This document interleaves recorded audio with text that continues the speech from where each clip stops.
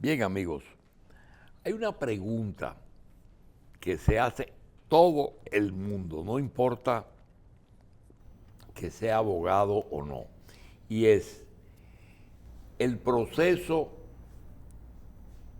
que se está llevando a cabo para castigar la corrupción y contrarrestar la impunidad. ¿Está correcto y está bien encaminado? Es natural que nunca se consiga consenso en una respuesta. ¿Por qué? Porque existen personas que están totalmente de acuerdo con las actuaciones del Ministerio Público y los acusados entienden que sus acusaciones o no están bien sostenidas o por otra parte quizás ellos piensen que no son culpables de todo lo que se le acusa.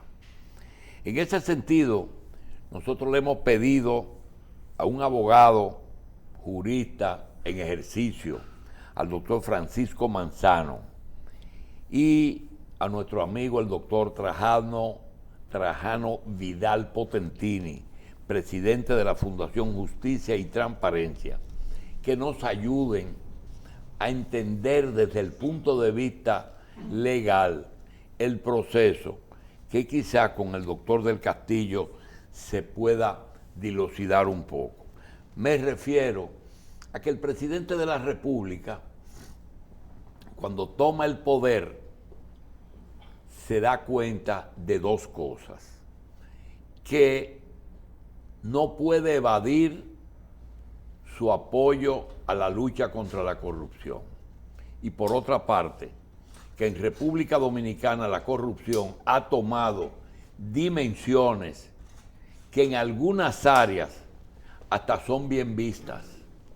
Entonces, para no involucrarse en ese problema, le da la independencia al Ministerio Público en la misma toma de posesión de su gabinete. Lo primero es darle al Ministerio Público su independencia. Naturalmente, esa independencia no está en la Constitución y después se inicia un proceso de reforma o de propuesta, una reforma constitucional para tratar de incluir en la Constitución ya esa independencia. Nosotros queremos pedirle al doctor Vidal Potentini y al doctor Manzano que nos digan realmente si ellos entienden que el rol del Ministerio Público actual está llenando su cometido, se está exagerando, si quizás el volumen de trabajo que tienen está por encima de su capacidad de resolución. Hablen un poco de eso, doctor. Miren, lo primero es que, bueno, buenos días a todos, al país que sigue este espacio. Hay que decir que ciertamente la corrupción pues se ha tornado como un fenómeno hasta cultural en República Dominicana, de una aceptación donde ya se ha perdido la capacidad de asombro y ciertamente, como observaba usted en su introito, ya pues no, la gente lo asimila, lo ve como algo normal y hasta positivo, una barbaridad ciertamente, aun cuando este proceso, diríamos, de nuevo Ministerio Público, decir que no Ministerio Público Independiente, pero evidentemente que el gobierno le ha permitido que el mismo accione sin esa injerencia y por qué no entonces en un plano de libertad. No obstante, el cúmulo de trabajo, la tradición, el tema corrupción en la República Dominicana se ha tornado en una forma que en modo alguno alcanza este Ministerio Público para dar respuestas a todo este esquema, a toda esta mecánica, y precisamente en ese sentido se inscribe por algunos paneles especializados que nosotros hemos hecho haciendo pues ese levantamiento, esa verificación de cuál es la situación, y de ahí entonces hemos planteado la denominada o llamada imputación objetiva y por qué no las acciones alternativas que tiene el Ministerio Público para ir cobrando más espacio y ampliando, porque cuando hablamos de imputación objetiva lo que nos referimos a esa posibilidad que debe un ministerio público ubicar para irse por el lado que esté en condiciones de demostrar o de probar. El caso, por ejemplo, de Al Capone, cuando Al Capone en la década de los 30 en Chicago, en aquel entonces, lo agarran por crímenes en principio de mucha gravedad, sobre todo homicidio. Posteriormente, para graficar y se entienda lo que es imputación objetiva, cuando el Ministerio Público lo tiene en la cárcel, que tiene que demostrar o que tiene que lograr una condena, que hace el Ministerio Público, ve que no consigue ningún testigo, porque el que siquiera hacía el planteamiento de que iba a hablar en contra de Al Capone, pues inmediatamente era asesinado. Doctor, y entonces, permítame una interrupción. La palabra imputación objetiva, doctor Manzano y doctor Potentini, se está tratando de que el Ministerio Público puede exagerar o disminuir una acusación. ¿Eso es imputación objetiva? No. Por eso explico. ¿Qué hace el Ministerio Público en el caso, por ejemplo, de Al Capone? Para tú demostrar lo que es imputación objetiva, no tengo cómo demostrar objetivamente porque no tengo los elementos probatorios, entonces encuentro que tú tienes una cantidad apreciable de dinero, entonces me voy por lo que sería la evasión de impuestos y así lo sacan de la calle. Entonces hay muchos temas ahí que el Ministerio Público no tiene cómo hacer nada. Le pegan lavado aquí, ¿verdad? El lavado de activos. Tú no tienes cómo hacer nada, pero si hay grandes fortunas que no hay cómo explicarlas, entonces dentro de esa imputación objetiva tú tienes que ir, como son los acuerdos que siempre lo utilizan los Estados Unidos de Norteamérica para descabezar a cabezas criminales en un proceso que no se conoce ni se manejan. A eso es que se refiere la llamada imputación objetiva, porque lo cierto es que sin una ley de extinción de dominio, con una mecánica ágil, eficiente, el Ministerio Público no tiene muchas cosas que hacer porque ni siquiera el 1% se recobra de los dineros supuestamente malversados o robados con lo que es este esquema que se verifica. Imputación objetiva, doctor. Mire, voy a señalar tres cosas que usted ha advertido. Lo primero es la persecución, si se infla o no se infla en estos procesos de corrupción. Yo entiendo que sí, que parte de esos procesos pudieran estar encaminados de manera correcta y tiene una obligación el Ministerio Público de que sean correctas por ley. La sanción es la nulidad de todo el proceso. Pero creo que en algunos casos se entran personas o se entran empresas o se entran para poder, digamos así, crear una especie de circo mediático que afecta a la propia investigación y el propio proceso de impunidad. Lo segundo es, perseguir la corrupción es un tema complejo. Yo siempre he preferido el sistema de prevención. Con la experiencia del fraude de Baninter, hemos visto que se fortaleció la superintendencia porque no podemos soportar quiebras de bancos. Máxime cuando esa deuda todavía no la hemos pagado, solamente hemos pagado durante 20 años los intereses, la deuda está intacta. Entonces la corrupción debería de tener un sistema preventivo, porque nuestra democracia es débil. ¿Por qué es débil? Porque Balaguer de cierto modo gobernaba con los ahorros del pueblo. Pero ya hoy en día nosotros gobernamos con presupuesto y proyectamos en el año que viene lo que pensamos que vamos a recaudar.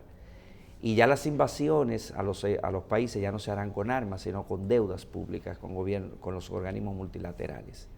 Nos imponen las agendas, nos imponen las ideologías y nos imponen a través de todas estas deudas. Ya la deuda pública consolidada anda en un 67%.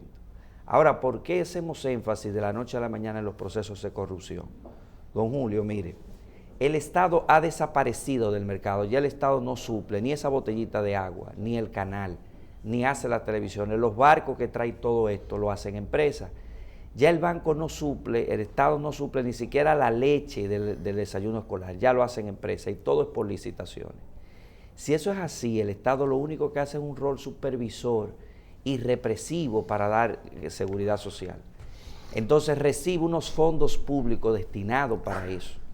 Entonces es obvio que debe de haber una fiscalización previa, porque el costo por el Producto Interno Bruto es muy bajo.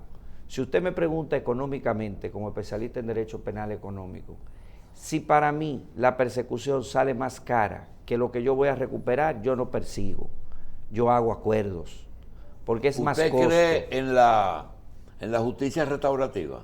Claro que sí. La justicia restaurativa no ve, por eso es que, mire que hemos empezado a implementarle, ya no le llamamos preso, esos son las cárceles, ya le llamamos internos en centros de rehabilitación, pero la víctima solo se ha venido tradicionalmente compensando con temas económicos. Ya a la víctima se le da seguimiento. Una persona que haya sido violada no puede ser simplemente indemnizada económicamente. Debe de haber un programa de seguimiento para que esa persona pueda reintegrarse, igual que el imputado, igual que eso. Ahora, si nosotros tomamos la corrupción y el costo que le corresponde, existen varias formas de corrupción. No solamente está, y es la menos lesiva, la que usted le da dinero para que el funcionario haga las expectativas. El presidente tiene 23 ministerios, con lo que conforma el gabinete presidencial, y desvía, o sea, da fondos para las políticas públicas. Pero si usted agarra ese dinero y le regala el Día de la Madre en zinc y ventana y cosas, usted está desviando los fondos públicos, porque usted tiene programas. Ahora bien, la corrupción que mayor daño hace no es la corrupción administrativa, sino la corrupción que desde el crimen organizado, fíjese que no manejan fondos públicos, pero usted permite tráfico de armas, tráfico de... Usted no utiliza el dinero del Estado para pagarle. Y fíjese que el soborno tampoco utiliza el dinero del Estado. Cuando usted paga para que le contraten, como el caso de Brecht, no se utiliza directamente la sustracción de los fondos, sino que una empresa da dinero. Doctor.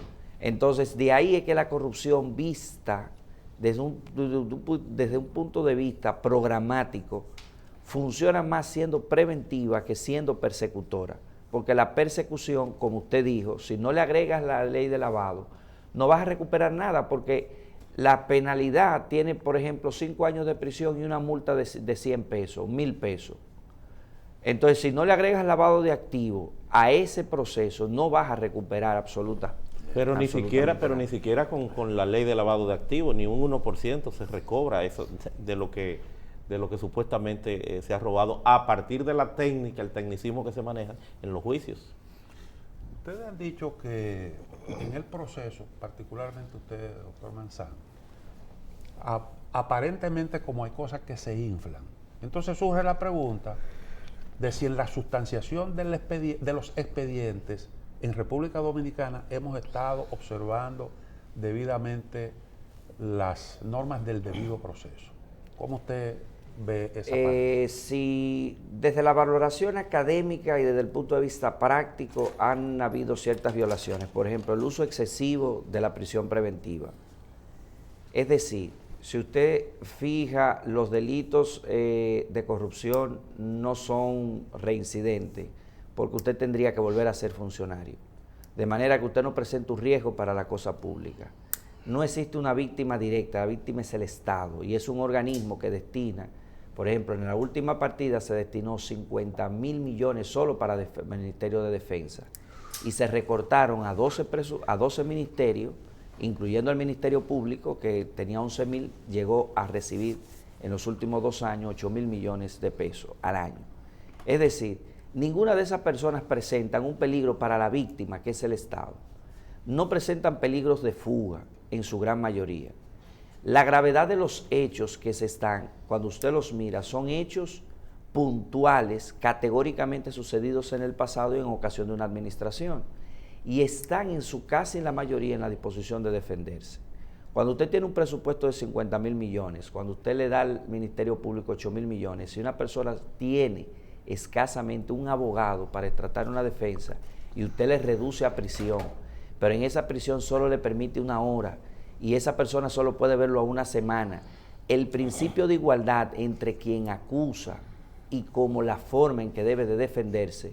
Fíjense que en el caso de Jake Simpson, pese a haber una acusación de asesinato grave, con posibilidades graves, esa persona pudo, y en Estados Unidos puedes defenderte en libertad. Pero en el caso los delitos económicos locales. Caso de las medidas de coerción, quien la decide es el juez, no es el producto de la investigación como tal, de la recolección. Sí, pero si usted hace un lawfare, es decir, una campaña sistemática diaria de presentar las acusaciones como si fuese un juicio, para un juez es muy difícil. Y le voy a decir algo, las únicas decisiones no democráticas son las decisiones judiciales.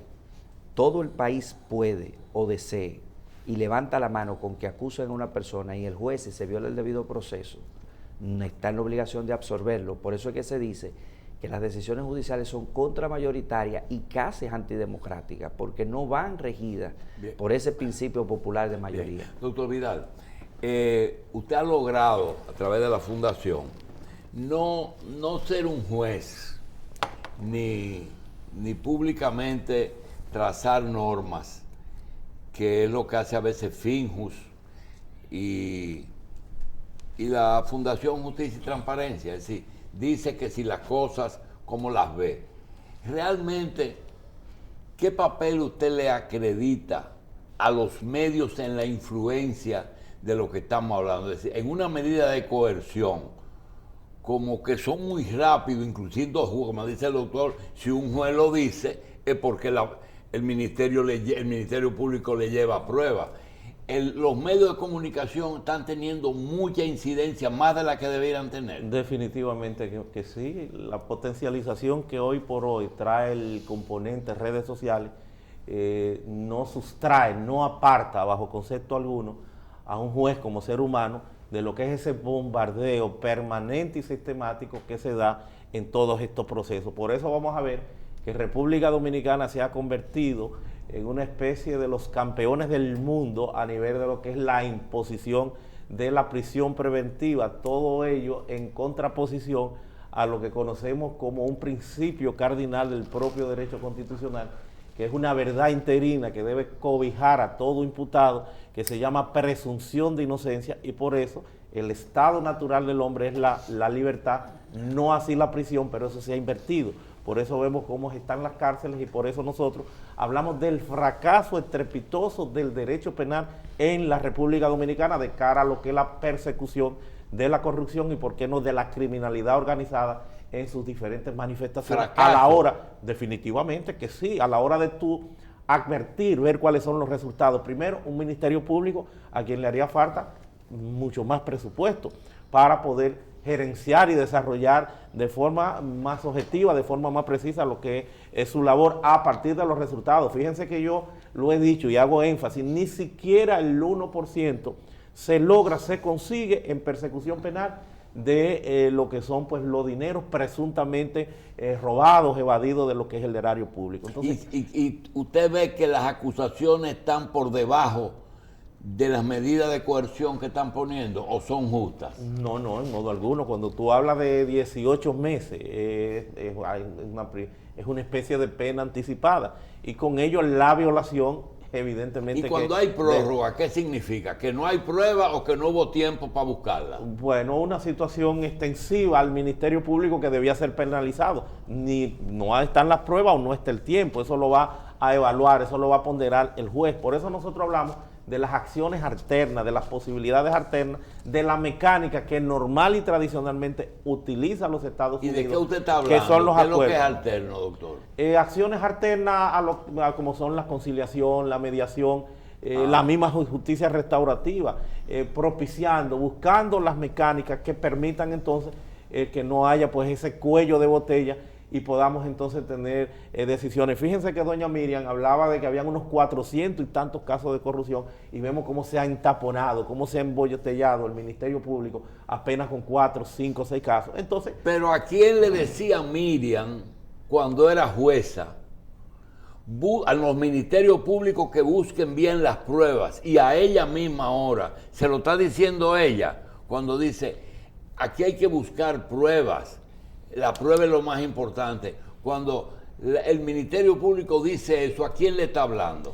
No solo que la prueba es lo más importante, si un Ministerio Público no orquesta, no estructura bien un expediente, estaríamos entonces rodeándolo, estaríamos blindándolo con una eventual o posible impunidad posteriormente, porque no 2 veces por la misma causa. Cualquier caso que ha sido juzgado no hay cómo volver a los tribunales. Entonces es fundamental una labor efectiva, una labor eficiente del Ministerio Público. Por eso nosotros hemos dicho, si tú no puedes probar peculado, de Farco, bueno, pues vete por el lavado de activos. Y ahí es donde hablamos que hay que dar utilidad a lo que es esa imputación objetiva, porque ciertamente hay una valoración, hay un sistema ahora dentro de esta filosofía de este Código Procesal Penal que se llama sana crítica, que es esa valoración objetiva de las pruebas o de la mecánica que tú tengas para con ese, si se quiere, con esa mecánica, con esa metodología a nivel de la Constitución que tú tienes que recogerla, tú puedas demostrarla, porque si no esos son casos que se van a caer. Fíjense cómo tenemos por años y años los tucanos, el mismo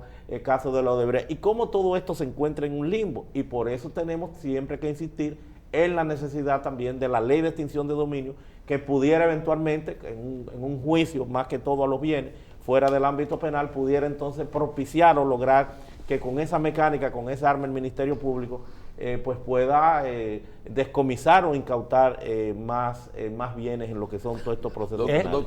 Sí.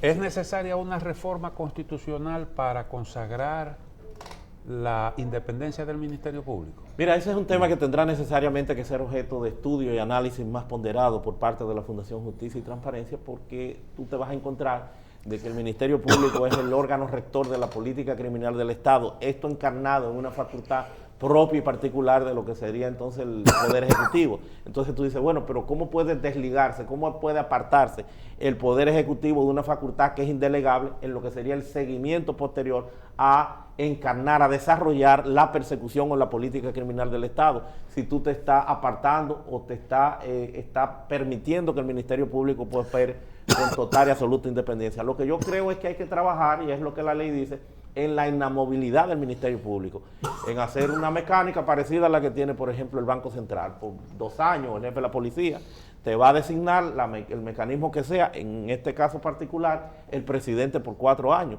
Es lo que nosotros estamos ampliando, es lo que estamos planteando, porque fuera de ello, pues habría entonces, para operar algunos cambios, tendría que ser en el orden o en el nivel constitucional. Pero creo que eso es lo que se pudiera lograr, dejarle al presidente. ¿Usted está de acuerdo con lo que está diciendo el doctor Vidal? En parte, mire, por ejemplo, si usted toma el Poder Judicial, las decisiones de los jueces en diferentes etapas, en primer grado, en segundo grado, son totalmente independientes. No hay injerencia una con respecto de la otra, y funciona. También en el Senado, las discusiones que se generan en la Cámara Baja pueden diferir y ser completamente autónomas. En algunos casos se trabaja con temas bicamerales. Pero dentro de los 23 ministerios que tiene el presidente, si saca el Procurador General de la República, se queda sin política de persecución. Y usted como presidente no puede sustraerse. De hecho, una de las cuestiones, y para mí infringe la ley de funciones públicas, es que el presidente se separe, porque todavía no le permite. Él puede tener una no injerencia, y eso es perfectamente ¿Y cuál es el brazo del Poder Ejecutivo en el Poder Judicial? ¿No es la Procuraduría?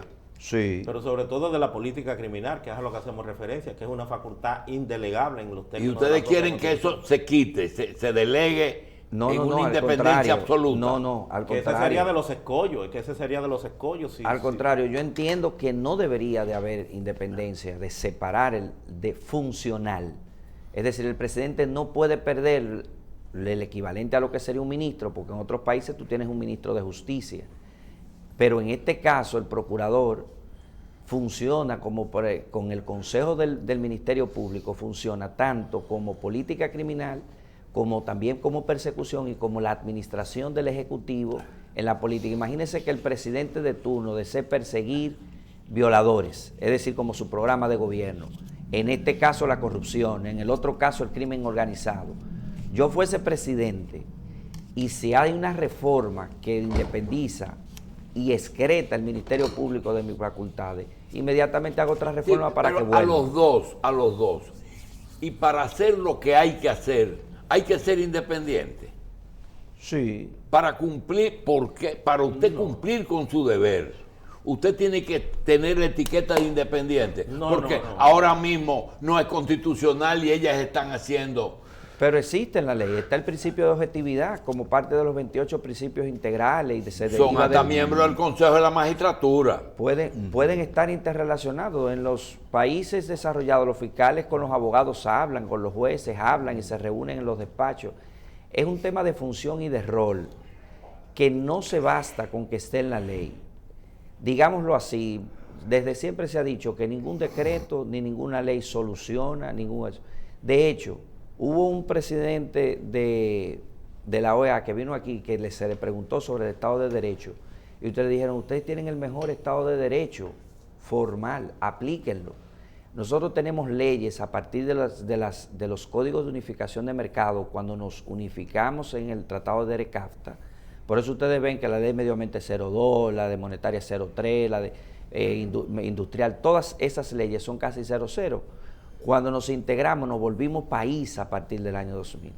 Entonces nos comenzamos a integrar. Tenemos las leyes ahí, solo hay un problema de actores. Y está el principio de objetividad y el Ministerio Público tiene que ser despolitizado, que es otra cosa que no se logra con una independencia. Le voy a poner el mejor ejemplo. Eso se traduce en voluntad política, que es lo que ha demostrado Abinader al permitirle que actúen sin la injerencia y con la independencia. Entonces, eso es la despolitización. Voluntad política. Imagínese que usted lo independice y que el presidente al final del camino vea que su gobierno ha cometido actos de corrupción no controlados por él. Él pudiera asegurarse a través de la independencia colocando una persona, porque un presidente influye en todas las áreas del Estado, en cualquier estamento en la colocación de alguien, y pone en ese organismo independiente una persona de su máxima confianza para establecer a quién o no perseguir. Es decir, que todavía lo logres independizar, lo logres objetivizar, lo independices totalmente, no te garantiza que el presidente al final de la jornada o cualquier presidente con tantos recursos públicos, con tanta deuda social atrasada, pueda materializar una colocación de una persona que no vaya a responder.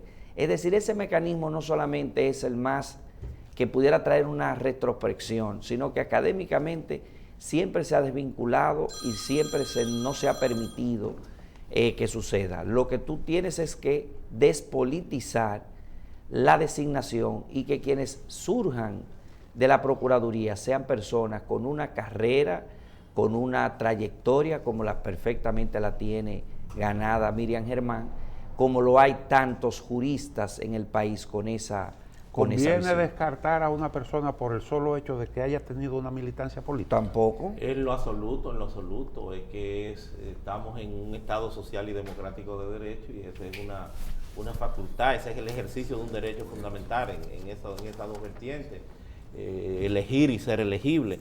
Lo que tú tienes es que te quites el traje político a partir de que la debida institucionalidad te coloque, te ubiques en un puesto y tú entiendas o asimiles que no. No podemos seguir con ese discurso de la antipolítica, de que el político es lo peor. Esa no es la realidad. De hecho, el esquema que tenemos luego de lo que ha sido pues este neoliberalismo que se llevó lo que eran las facultades propias del Estado y que tenemos ahora con la adopción de Estado social y democrático de derecho, es que el político vuelva a sus orígenes, es que el político intervenga, es que el político participe, es que el político logre gerenciar con efectividad garantías que en definitiva le corresponden, como lo sería el tema de la ley de seguridad social, como lo es la medicina, por ejemplo, la salud, donde ya ha desaparecido el paciente, ya lo que hay es un usuario, ya es un nombre, pero son derechos que le corresponde al Estado y que ahora le convoca la Constitución para que tenga que garantizarlo plenamente, pero se encuentra con esa disyuntiva de que eso se ha desaparecido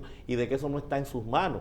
Entonces el Estado tiene que ubicar de nuevo su rol. El político tiene ese llamado, el político no puede ser estigmatizado, eso hay ya que dejarlo. Lo que tiene que haber institucionalidad y personas que aún sean políticos, pues dejen ese ropaje y en función de la institucionalidad y de las leyes actúen en consecuencia. Eso es lo que pasa. El mismo caso, por ejemplo, de una eventual reforma a la Constitución. Bueno, una reforma a la Constitución es un acto eminentemente político.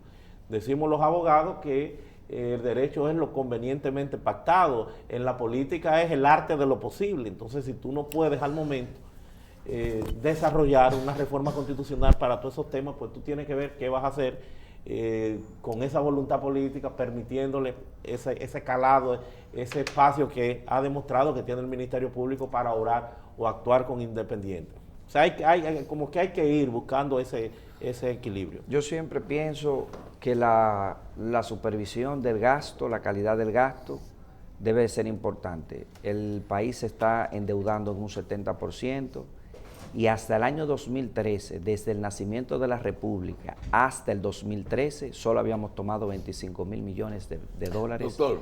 Y desde el 2013 acá, al día de hoy, hablando con ustedes, la deuda anda en 67 mil millones de pesos. Es decir, que en solo 10 años hemos tomado la fundación de la República Dominicana 2 veces. Es decir, que debemos de supervisar esa calidad del gasto público. ¿Usted sabe por qué, don Julio? Porque se van a gastos de planes políticos, sí, pero no quiero con calidad de que inversión. siga, doctor, pero he visto, y yo creo que el doctor y Cristino Carlos se han dado cuenta, que usted como abogado le ha dado mucha importancia a la economía en la corta conversación que hemos tenido.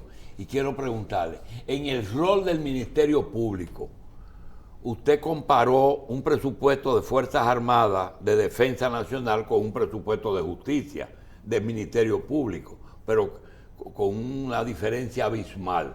Realmente, la economía que usted le está dando la importancia, ¿es por los acusados o es por los recursos que tiene el Ministerio Público? Diría por las dos, pero principalmente por el alto presupuesto que maneja la Procuraduría. La Procuraduría no solo maneja la persecución penal, sino que luego que el juez valida la medida de coerción, cae en manos del Ministerio Público de nuevo. Y los tratamientos de esos internos, luego de que son apresados, son un tratamiento de presos normales, como si fuesen condenados cuando son presos en prisión preventiva. Entonces los presos de prisiones preventivas no pueden ser tratados ni individualizados de la misma manera, ni suprimidos sus derechos, porque hasta los condenados tienen un juez que los fiscaliza, se llama juez de ejecución de pena. Pero estos preventivos caen en un mismo sistema, pero no tienen ese juez, no tienen ese control. Y el juez de control está completamente divorciado solamente a pedimentos formales. Y lo que ha salido a relucir es que el sistema debe de ser revisado. Y debe de ser revisado porque en otros países, para usted acusarme, tiene primero que ir a un juez antes de solicitarme medida de coerción, para saber si hay pruebas suficientes para usted vincularme a un proceso. Es decir, usted no puede hacer trancar y luego investigar. Porque mire lo que sucedería en un término fáctico. Ahí ocurre un homicidio y el homicidio es primero. Lo que se está buscando en estos casos es que ahí está la persona, la apresamos y luego investigamos cuáles son los hechos para atribuírselos. Sí. Doctor, el rol del Ministerio Público.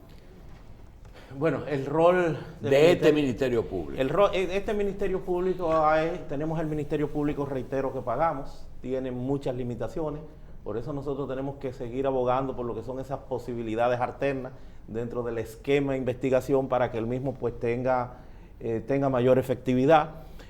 Valoramos los acuerdos y por eso hemos sugerido, en el caso concreto de casos relativos a narcotráfico que se están conociendo fuera del país, que el Ministerio Público se acerque incluso a los Estados Unidos para propiciar un entendimiento con lo que son todos y cada uno de esos acuerdos que se están dando, porque resulta que las personas que se van de aquí bajo una mecánica de extradición, nos vamos a encontrar con que posteriormente cuando vienen a partir de esos acuerdos que hace el Ministerio Público en los Estados Unidos para precisamente profundizar lo que es el esquema criminal de cualquier organización. Por eso usted ve que cuando se llevan una persona pues aparecen después otras investigaciones y por qué no más personas en extradición.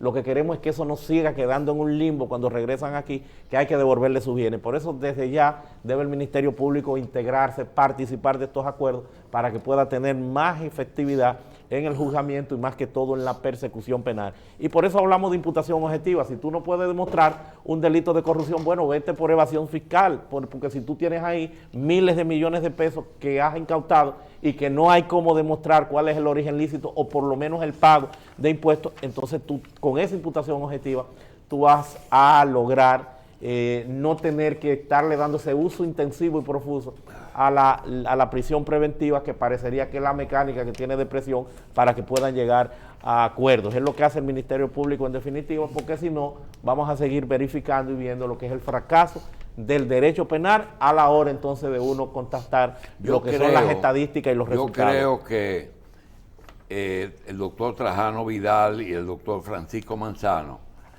podrían irse con la aprehensión de que muchos temas quizás no se han tratado con la extensión que debieron hacerlo.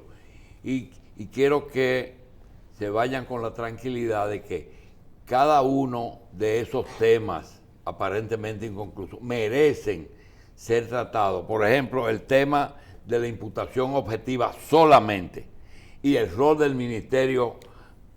La parte público. mediática, Sí. el populismo penal. Exacto. La influencia de los medios, no de las redes solamente, sino de juicios sumarios que se hacen en medios y que un juez después se sentiría con mucha aprensión de fallar en otra dirección. Señores, gracias y dejamos esto como una agenda para el futuro. Gracias, doctor.